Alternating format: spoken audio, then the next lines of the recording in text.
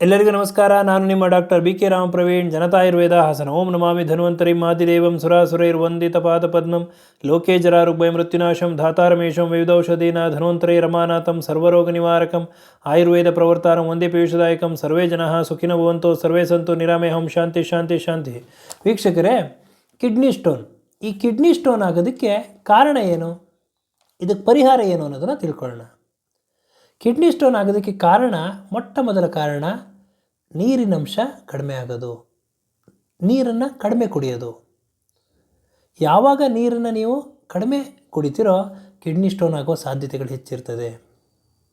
ಹಾಗೂ ಅತಿಯಾಗಿ ಉಪ್ಪಿನಂಶ, ಉಪ್ಪಿರ್ತಕ್ಕಂಥ ಆಹಾರ ಪದಾರ್ಥಗಳನ್ನ ಅತಿಯಾಗಿ ಸೇವನೆ ಮಾಡೋದರಿಂದ ಕಿಡ್ನಿ ಸ್ಟೋನ್ ಆಗ್ತದೆ. ಮಸಾಲೆ ಜಾಸ್ತಿ ಇರ್ತಕ್ಕಂಥ ಆಹಾರ ಪದಾರ್ಥಗಳನ್ನ ಅತಿಯಾಗಿ ಸೇವನೆ ಮಾಡೋದರಿಂದ ಕಿಡ್ನಿ ಸ್ಟೋನ್ ಆಗ್ತದೆ. ಸಿಹಿ ಪದಾರ್ಥಗಳನ್ನ, ಸ್ವೀಟ್ಗಳನ್ನ ಅತಿಯಾಗಿ ಸೇವನೆ ಮಾಡೋದ್ರಿಂದ ಕಿಡ್ನಿ ಸ್ಟೋನ್ ಆಗ್ತದೆ. ಹಾಗೂ ಆಕ್ಸಲೇಟ್ ಜಾಸ್ತಿ ಇರ್ತಕ್ಕಂಥ ಆಹಾರ ಪದಾರ್ಥಗಳನ್ನ, ಉದಾಹರಣೆಗೆ ಗೋಧಿ, ಪಾಲಕ್ ಸೊಪ್ಪು, ಟೀ, ಚಾಕ್ಲೇಟು, ಗೆಣಸು, ಇವುಗಳನ್ನ ಅತಿಯಾಗಿ ಸೇವನೆ ಮಾಡೋದ್ರಿಂದ ಕಿಡ್ನಿ ಸ್ಟೋನ್ ಆಗುವ ಸಾಧ್ಯತೆಗಳು ಹೆಚ್ಚಿರ್ತದೆ. ಇನ್ನು ಎನಿಮಲ್ ಪ್ರೋಟೀನ್, ಮಾಂಸಾಹಾರ ಪ್ರೋಟೀನ್ ಬೇಕು ಅಂತ ಅಂದ್ಬಿಟ್ಟು ಮಾಂಸಾಹಾರಗಳನ್ನ ಅತಿಯಾಗಿ ಸೇವನೆ ಮಾಡೋದ್ರಿಂದ ಕಿಡ್ನಿ ಸ್ಟೋನ್ ಆಗುವ ಸಾಧ್ಯತೆಗಳು ಹೆಚ್ಚಿರ್ತದೆ. ಹಾಗಾದರೆ ಇದಕ್ಕೆ ಪರಿಹಾರ ಏನು ಅಂತಂದರೆ, ಹೆಚ್ಚೆಚ್ಚು ನೀರು ಕುಡಿಬೇಕು, ಹೆಚ್ಚಾಗಿ ದ್ರವ ಆಹಾರಗಳನ್ನ, ನೀರಿನಂಶವನ್ನು ಹೆಚ್ಚಾಗಿ ತಗೋಬೇಕು. ಇದರಿಂದ ಕಿಡ್ನಿ ಸ್ಟೋನ್ ಆಗುವ ಸಾಧ್ಯತೆಗಳನ್ನ ಕಡಿಮೆ ಮಾಡಬಹುದು.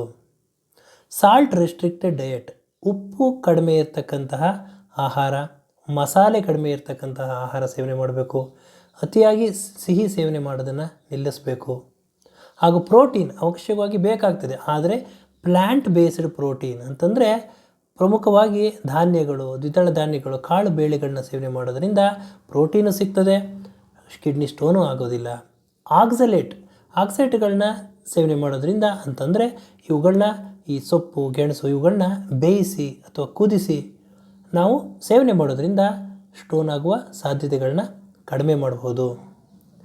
ನಿಯಮಿತವಾಗಿ ವ್ಯಾಯಾಮ, ಸಮಯಕ್ಕೆ ಸರಿಯಾದ ಆಹಾರ ಸೇವನೆ ಹಾಗೂ ನಿದ್ದೆ, ಒತ್ತಡರಹಿತ ಜೀವನ, ಇವುಗಳನ್ನೆಲ್ಲ ನಾವು ಮಾಡ್ಕೊಳ್ಳೋದ್ರಿಂದ, ನಮ್ಮ ಜೀವನ ಶೈಲಿಯಲ್ಲಿ ನಾವು ಅಳವಡಿಸ್ಕೊಳ್ಳೋದ್ರಿಂದ ಕಿಡ್ನಿ ಸ್ಟೋನ್ ಆಗುವ ಸಾಧ್ಯತೆಗಳನ್ನ ನಾವು ಕಡಿಮೆ ಮಾಡ್ಬೋದು ಅಂತ ಹೇಳ್ತಾ, ಇದರ ಜೊತೆಗೆ ಪ್ರಮುಖವಾಗಿ ಎಳ್ನೀರು, ಬಾರ್ಲಿ ಗಂಜಿ, ಮಜ್ಜಿಗೆ, ದ್ರವ ಆಹಾರಗಳನ್ನ ಹೆಚ್ಚೆಚ್ಚು ನಾವು ಸೇವನೆ ಮಾಡೋದ್ರಿಂದ ಕಿಡ್ನಿ ಸ್ಟೋನ್ ಆಗುವ ಸಾಧ್ಯತೆಗಳನ್ನ ನಾವು ಕಡಿಮೆ ಮಾಡ್ಬೋದು ಅಂತ ಹೇಳ್ತಾ ಇವತ್ತಿನ ಒಂದು ಸಂಚಿಕೆಯನ್ನು ಮುಗಿಸ್ತಾ ಇದ್ದೀನಿ.